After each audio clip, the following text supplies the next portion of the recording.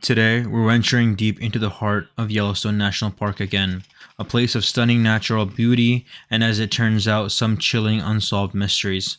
Join us as we explore three baffling cases that have left investigators scratching their heads and the wilderness of Yellowstone shrouded in intrigue. From disappearances to unexplained phenomena, get ready for a journey into the unknown as we uncover the secrets of Yellowstone's unsolved cases. On Beware, we go over many topics such as unsolved and solved mysteries, murders, animal attacks, paranormal activities, and much more. If you like content like this, please like and subscribe.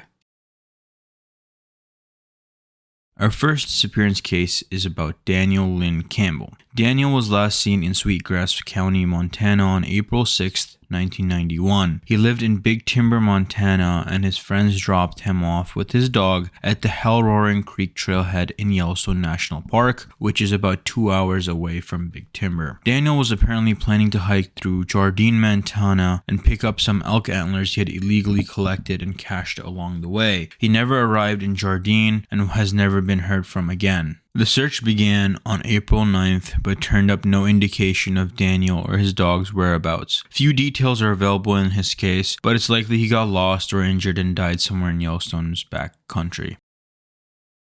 Bruce Parker Pike was last seen on August 2, 2006 at a campground on Indian Creek located in the Wyoming section of Yellowstone National Park. After his disappearance, Pike was never heard from again, and his vehicle was later discovered abandoned in the park.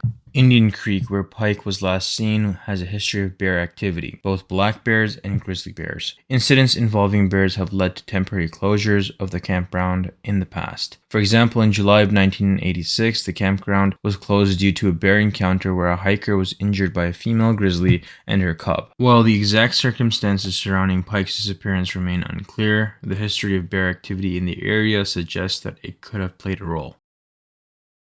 Our next disappearance case is about Stuart Isaac. Stuart Isaac was born in the Pacific Island nation of Palau. At the time of his disappearance, he was living with his family in Burtonsville, Maryland. He left a note for his family on September 6th, letting them know he was going on a cross-country trip with no return date, and left in his black 2009 Lexus IS 250, and 2.5 weeks later on September 24, 2010, Stuart called Metsui Evans, an old friend from high school who was living in Guam.